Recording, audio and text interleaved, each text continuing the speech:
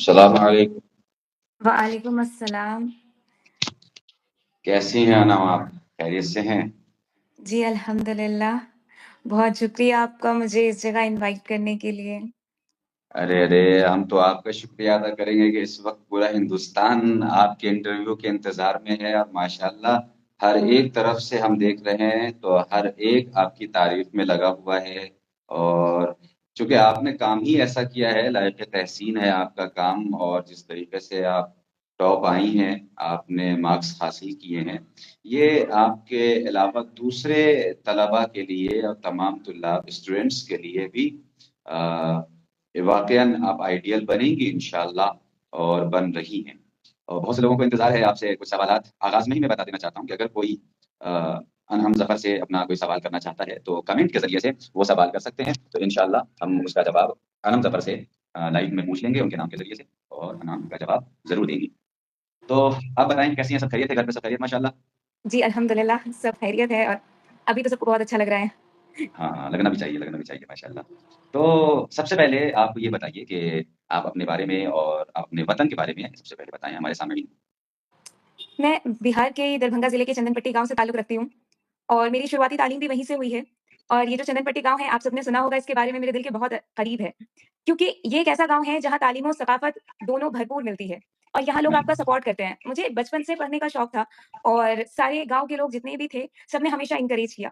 उन सबका एक भरोसा था कि हाँ, अनम तुम कर सकती हो और शायद उनका भरोसा, उनकी दुआओं का ही असर है कि आज मैं इस मकाम पे हूँ। तो बहुत शुक्रिया मेरे वतन चंदनपट्टी का। माशाल्लाह, माशाल्लाह। देखिए, ये सबसे बड़ी बात है कि आपने सबसे पहली बात जो कही अपने वतन के बारे में, और माशाल्लाह वतन के लोग बहुत अच्छे हैं। ज़ाहिर-सी बात है कि जो आपका वतन है, वो हमारा वतन है, तो जितना जी, आप जानती हैं, उतना हम भी जानते हैं, और उनकी मोहब्बत हमारे साथ भी है और आपके साथ भी है।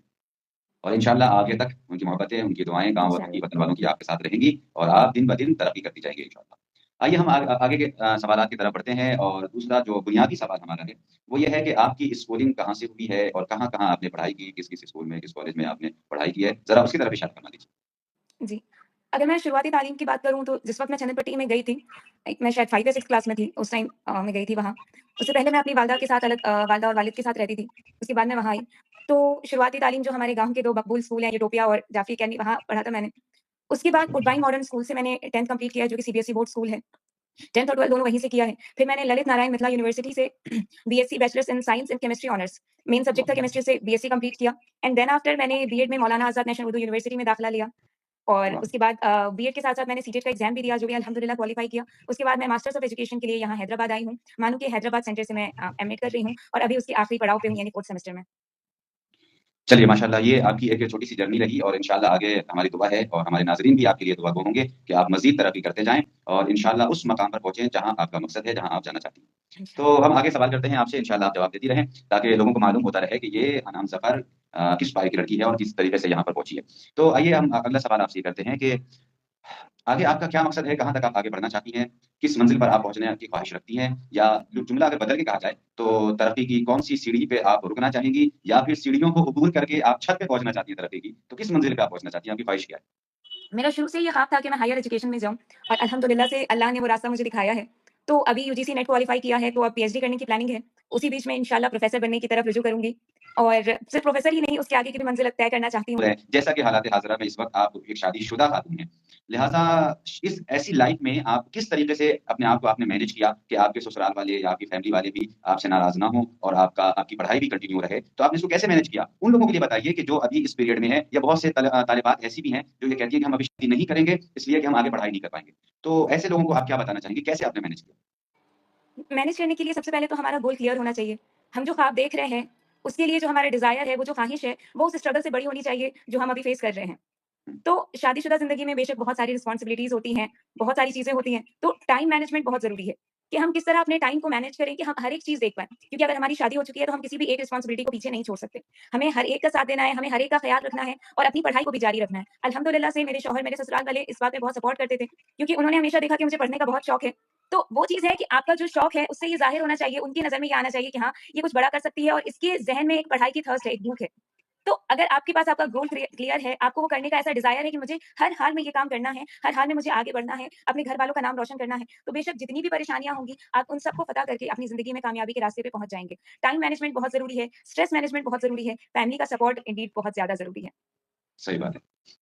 चलिए, आप खुशकिस्मत हैं कि आपकी फैमिली भी सपोर्टिव है, आपके ससुराल वाले भी सपोर्टिव हैं और जैसा कि जहाँ तक मैं आपके बारे में जानता हूँ, थोड़ा अनम ये सवाल मेरा पर्सनल है, अगर आप बेहतर से चाहें तो इसका जवाब दें, वरना कोई मसला नहीं। लेकिन मैं ये चाहता हूँ कि लोगों तक, दुनिया तक ये बात पहुँचनी चाहिए कि आप किन रास्तों से किन ऐसे कठिन रास्तों को तय करके आप इस मंज़िल पर आज पहुँची हैं कि जिसकी सराहना, जिसकी तारीफ़ आज सारी दुनिया आपकी कर रही है। तो मुझे ये बताएँ कि आपका फैमिली बैकग्राउंड क्या है? किस तरीके से क्या-क्या मुश्किलात का सामना आपको करना पड़ा और कैसे आप यहाँ पर पहुँची? इस कामयाबी के मकाम तक पहुँचने के लिए या कामयाबी नहीं, मैं कामयाबी की पहली सीढ़ी कहूँगी कि इस कामयाबी की पहली सीढ़ी तक पहुँचने के लिए जो रास्ता था, वो वाक़ई बहुत ज़्यादा मुश्किल था और अनफॉर्च्यूनेट ये था कि ये रास्ता मुझे और मम्मी को अकेले तय करना था। मेरे वालिद साहब ने मेरी माँ को छोड़ दिया था, उसके बाद ये सफ़र हम दोनों ने अकेले ही तय किया। बहुत मुश्किलात आई, मेरी मम्मी प्राइवेट स्कूल में पढ़ाती थी। सुबह से जब वो प्राइवेट स्कूल से पढ़ा के आती थी, उसके बाद वो दोपहर से लेके रात तक सिर्फ़ होम ट्यूशन देती थी और इन सब परेशानियों को झेल के उन्होंने मुझे पढ़ाया है। वालिद का साया बहुत ज़रूरी होता है, हर कोई जानता है कि वो एक प्रोटेक्टिव शील्ड होता है एक बेटी के लिए। बिल्कुल, लेकिन अगर वो साया ही नहीं हो आपके सर पे, तो फिर ऐसा लगता है कि दुनिया अधूरी है। मेरी माँ का मैं जितना शुक्रिया अदा करूँ, उतना कम है कि उन्होंने इस मुश्किल वक़्त पे अपने आप को भी सँभाला, एक फ़ाइनेंशियल इंडिपेंडेंट वुमन भी बनी हो, खुद को सँभाला और मुझे इतनी अच्छी परवरिश दी। मैं ये कहना चाहती हूँ कि हर एक औरत वो कर सकती है। जिस वक़्त क्योंकि इंसान का जब घर टूटता है, वो एक बहुत अजीब मकाम रहता है, किसी भी औरत के लिए। मैं भी शादीशुदा हूँ, मैं इस चीज़ को फ़ील कर सकती हूँ कि जब घर टूटता है, तो इंसान को खुद को सँभालना बहुत मुश्किल होता है। बिल्कुल, लेकिन बिल्कुल। उस मकाम पे मेरी माँ ने अकेले खुद को भी सँभाला। हालाँकि बहुत लोगों ने कहा कि आप दूसरी शादी कर लीजिए मेरी माँ को, लेकिन मेरी माँ का ये था कि नहीं, हम नहीं कर सकते क्योंकि मेरे पास मेरी बेटी है और मुझे इस बेटी को अच्छी से अच्छी ज़िंदगी जीनी देनी है। और इस मुसीबत भरी ज़िंदगी में उन्होंने इस रास्ते को तय किया, प्राइवेट स्कूल में पढ़ा के हालाँकि जब वो स्कूल से थक के आती थी और मैं उनका चेहरा देखती थी, उस वक़्त मुझे ऐसा लगता था कि ये क्या हो गया है? ये मेरी ज़िंदगी कहाँ लेके आ गई है मुझे? तो वो वक़्त बहुत मुश्किल था और उस वक़्त मैं स्कूल में पढ़ती थी, तो ऐसा होता है ना कि हम कुछ कर भी नहीं सकते। जी। तो वो एक बहुत मुश्किल वक़्त था और आज उसी मुश्किल वक़्त का नतीजा है कि मेरे ज़हन में ये था कि नहीं, मुझे मम्मी को वो खुशी देनी है, जिसकी वज़ह से आज मैं यहाँ तक पहुँची हूँ। माशाल्लाह, माशाल्लाह। मौला आपको सलामत रखे अनाम और वाक़ईन आप खुशकिस्मत हैं कि आपको ऐसी माँ मिली है कि जो एक वक़्त में आपको बाप का भी प्यार दे रही है और खुद माँ का प्यार तो दे ही रही है। ये बताएँ कि आपके जो वालिद हैं वो अभी हयात हैं ना माशाल्लाह? कुछ इत्तला है? नहीं, उन्होंने कभी कॉन्टैक्ट करने की कोशिश नहीं की, कभी भी चलें नहीं कोई की। नहीं, लेकिन आज जब वो देखेंगे अनम ज़फ़र को, आज हर न्यूज़ चैनल्स पे, सोशल मीडिया पे आपको जब देखेंगे, तो कुछ ना कुछ एहसास तो उन्हें होगा कि हमने किस हीरे को छोड़ा था और ये एहसास उन्हें ज़रूर होगा इंशाअल्लाह। और शायद वो जो ये कामयाबी और ये जो मेहनत करने के पीछे का मोटिवेशन था, ये सारा उनके स्ट्रगल से ही आता था। क्योंकि मैं चाहती थी कि मैं उनका जो ये स्ट्रगल चल रहा है, उस स्ट्रगल को खत्म करने की वजह मैं बनूँ। वाह, वाह, वाह! वो प्राइवेट स्कूल में पढ़ाती थी, तो आपकी फ़ीस वग़ैरह और घर के अखराजात ये सब भी बड़ा सख्त हुए होंगे उस वक़्त, जैसा कि आपने बताया। इतने उस वक़्त जब 2008 या 2009 की बात है ये, उस वक़्त जब उन्होंने स्कूल में पढ़ाना शुरू ही किया था, तो उस वक़्त उनको सिर्फ़ और सिर्फ़ महज़ ₹800 महाना मिलते थे। अच्छा। और उन्होंने मुझे शहर के सबसे बड़े स्कूल में उडबाइन मॉडर्न स्कूल नाम सुना होगा आप लोगों ने? जी, जी। तो उडबाइन मॉडर्न स्कूल में मेरा एडमिशन करवाया था, जहाँ की अकेले फीस थी 800 ऑटो की फीस मिला के मतलब क्योंकि हमारे घर से दूर था वो, तो वो सब मिला के पूरे अखराजात स्कूल के जो होते थे वो 800 होते थे। मतलब उनकी पूरी सैलरी मेरी पढ़ाई में चली कि वो ये नहीं चाहती थी कि मुझे इस बात का एहसास हो कि मेरे पास वालिद नहीं है और मैं किसी अच्छे स्कूल में नहीं पढ़ पाई। तो ये ये था वाक़ईन सुबह से लेके रात तक वो ट्यूशन पढ़ाती थी, जो भी एक्स्ट्रा पैसे आते थे उससे घर चलता था। मैं मेरी माँ के जज़्बे को सलाम करती हूँ। मुझे लगता है कि मैं खुद भी इतने सैक्रिफाइसेज़ नहीं कर पाऊँगी जितना उन्होंने किया है। ये आजकल की औलादों को समझना चाहिए कि जिस तरीके से हमारे माँ-बाप ने हमारे लिए किया है, हम तो नहीं कर सकते अपने माँ-बाप के लिए, ये तो हकीकत है। आजकल की औलादें अपने माँ-बाप के साथ नहीं कर सकती हैं, जिस तरीके से उनके माँ-बाप ने उनके साथ किया है।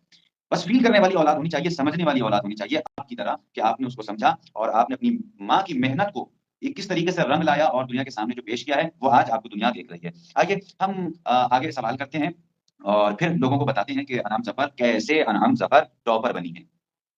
देखिए, बहुत से एक सवाल स्टूडेंट्स के लिए मैं करना चाहता हूँ कि ऐसे स्टूडेंट्स जिनको नहीं मालूम है कि नेट जीआरएफ क्या है और जिन्होंने सिंपल ग्रेजुएशन या मास्टर वगैरह किया है और उन्हें ये नहीं मालूम कि हम आगे क्या कर सकते हैं, किस लाइन में जा सकते हैं। तो आप ये बताएँ कि खासकर उर्दू, हिंदी मीडियम से जो लोग इधर की तरफ आते हैं और ग्रेजुएशन वगैरह या मास्टर करके जाते हैं, तो उनके लिए आप क्या कहेंगे कि उनको किस तरीके से आगे बढ़ना होगा? किस तरीके से मास्टर के बाद क्या करना चाहिए और कैसे पढ़ाई करनी चाहिए? तो उन लोगों के लिए भी कुछ हिदायतें आप फरमाएँ। जी। वो सभी तलबा जो अभी अपने ग्रेजुएशन जिन्होंने सिंपल ग्रेजुएशन किया है, मैं उन सबको ये कहना चाहूँगी कि अगर आपका हायर एजुकेशन में, अगर आपका प्रोफ़ेसर बनने की तरफ इंटरेस्ट है, अगर आप तहकीक करना चाहते हैं, आपको अपने मज़मून की गहराइयों में पढ़ना अच्छा लगता है, तो आपको इस एग्ज़ाम की तरफ रुजू करना चाहिए। ये एग्ज़ाम मास्टर्स में होता है, जब आप जिस भी मज़मून से मास्टर्स कर रहे हों। जैसे मैंने एजुकेशन से मास्टर्स किया है, तो मैंने एजुकेशन से दिया है। करीब 80 प्लस सब्जेक्ट्स में ये एग्ज़ाम होता है। तो आप अपने सब्जेक्ट उर्दू हो, हिंदी हो, आपने जो भी सब्जेक्ट जितने भी सब्जेक्ट्स हैं, सोशल साइंस है, आप किसी भी सब्जेक्ट से दे सकते हैं। आप मास्टर जिस भी सब्जेक्ट में कर रहे हैं, उसके अपीयरिंग यानी अगर आप फर्स्ट ईयर में भी हैं, तभी भी आप दे सकते हैं। और उसके बाद ये इम्तिहान देने के बाद अगर आपके अच्छे परसेंटाइल आते हैं तो आप जेआरएफ क्वालीफाई करते हैं और आपको सरकार 5 साल तक फेलोशिप प्रोवाइड करती है, ताकि आप वाह! अच्छी से अच्छी रिसर्च कर सकें। और इसका अमाउंट काफ़ी अच्छा होता है, जिससे इंसान सिर्फ़ और सिर्फ़ रिसर्च की तरफ पूरा ज़हन कर सकता है। और अगर आपने नेट भी क्वालीफाई किया, तो भी आप असिस्टेंट प्रोफ़ेसर किसी भी यूनिवर्सिटी में असिस्टेंट प्रोफ़ेसर के लिए एलिजिबल हो जाते हैं। और भी कई रास्ते हैं जो आपके लिए खुल जाते हैं। तो मैं ये उन सारे तलबा से कहूँगी कि ज़बान आप ये मैटर नहीं करता कि आपने किस मीडियम से पढ़ाई की है, क्योंकि ज़बान का इल्म से कोई ताल्लुक नहीं है। ज़बान का बिल्कुल, की जो है वो इल्म में रुकावट नहीं बनती। ऐसा नहीं है कि बिल्कुल। इंग्लिश मीडियम के स्टूडेंट बहुत अच्छा कर सकते हैं, उर्दू मीडियम के स्टूडेंट नहीं कर सकते। मीडियम मैटर नहीं करता, आपके अंदर नॉलेज कितनी है, आपके अंदर अपने गोल तक पहुँचने का डिज़ायर कितना है, ये मैटर करता है कि आप कामयाबी तक पहुँचेंगे कैसे।